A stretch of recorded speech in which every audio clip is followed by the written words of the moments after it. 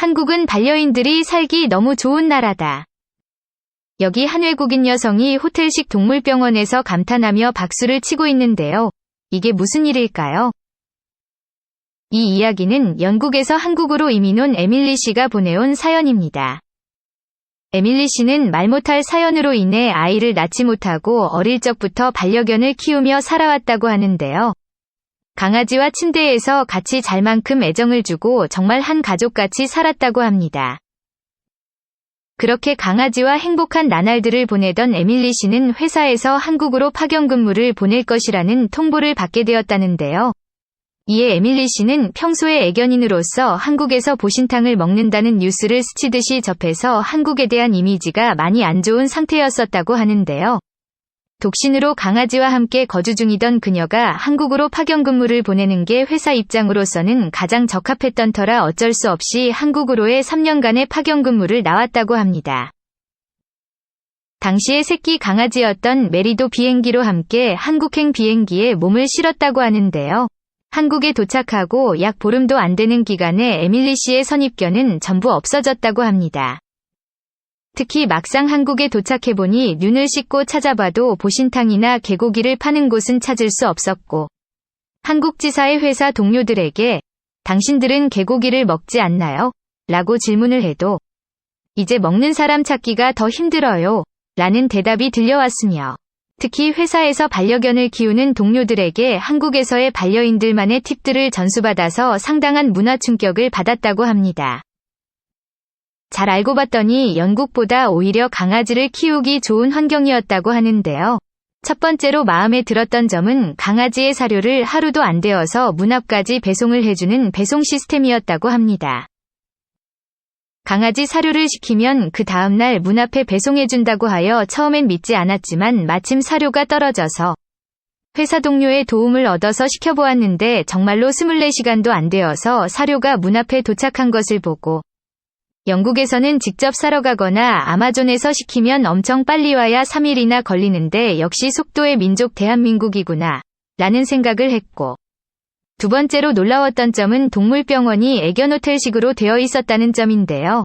메리를 산책시키다가 발에 압정 비슷한 것이 찔려서 동물병원에 방문했던 에밀리 씨는 동물병원의 시설을 보고 깜짝 놀랐다고 합니다. 강아지들이 마음껏 뛰어놀 수 있는 시설도 되어 있을 뿐만 아니라 심지어 강아지를 맡겨놓고 며칠간 해외던 자리를 비울 수 있는 시스템으로 되어 있었으며, 실시간으로 주인에게 문자 메시지나 동영상을 보내주어 안심이 될 수 있는 서비스가 제공된다는 사실을 듣고, 영국에서는 전혀 찾아보지 못할 선진적이고 견주 친화적인 동물병원에 넋을 잃고 구경을 했다고 합니다. 메리의 발 치료를 마치고 나서 계산서를 받았을 때에도 에밀리는 충격을 받았다고 하는데요. 치료비가 영국에 비하여 5분의 1 정도의 금액 정도밖에 나오지 않아서 이게 잘못 나온 것이 아니냐고도 물어보았지만, 정상적인 금액이라고 하여 대한민국은 애완견 키우기 정말 좋은 나라라고 생각했다고 합니다. 셋째로 에밀리 씨가 놀랐던 점은 애견 미용실인데요.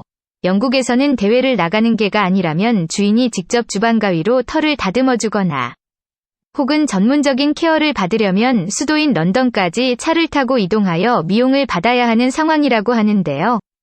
한국에 들어와 보니 동네마다 애견 미용실이 있고 심지어 애견 미용실의 수준 또한 상당히 높고 트렌디한 애견 스타일을 자랑하고 있어서 상당한 충격을 받았다고 합니다.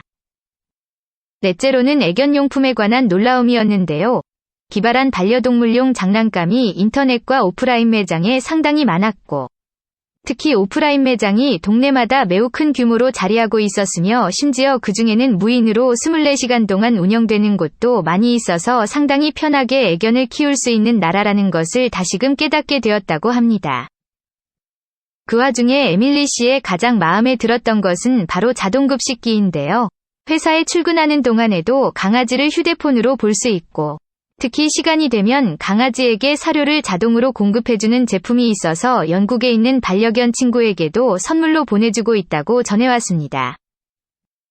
다음으로 5번째 놀랐던 점은 높은 수준의 반려인들의 의식 수준인데요. 공원을 산책할 때 견주들이 거의 한 사람도 빠짐없이 배변 봉투를 들고 있었으며, 대형견과 소형견 할 것 없이 입마개를 하여서 비록 조금 답답해 보이긴 하였지만 개물림 사고를 피할 수 있어서 서로에게 좋은 결과를 줄 것 같다고 생각했다고도 전해왔습니다. 심지어는 반려동물을 정부에 등록하는 제도가 있다고 하여 영국보다 오히려 선진적인 반려문화라고 칭찬을 아끼지 않았습니다. 6번째로는 반려동물 장례식장이 있다는 것에 충격을 받았다고 하는데요.